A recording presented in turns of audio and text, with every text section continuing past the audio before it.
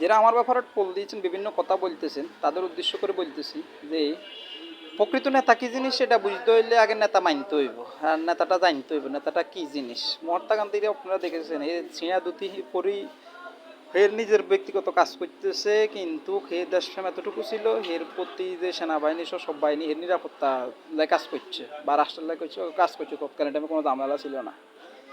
এই জন্য আমি বলতেছি যে আমরা পোশাকের ভিতরে নেতাটা পরিচিতি পায় না, নেতা পরিচিতি হইতেছে তার কর্মের উপরে, এটাই বলতেছি।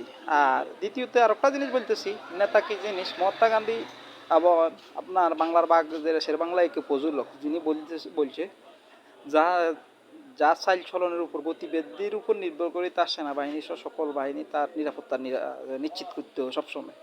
এই জন্য বলতেছি, নেতা যে পোশাকের উপর নির্ভর করবেন, নেতা যে পুরান দলের উপর নির্ভর করবেন, নেতা যে গণসাপোর্টের উপর নির্ভর করবেন, তাহলে এটা হচ্ছে একটা বোকামে। তাহলে নেতা আগে জানতে হবে নেতা কি জিনিস, তারপর মানতে হবে নেতাটা নেতার।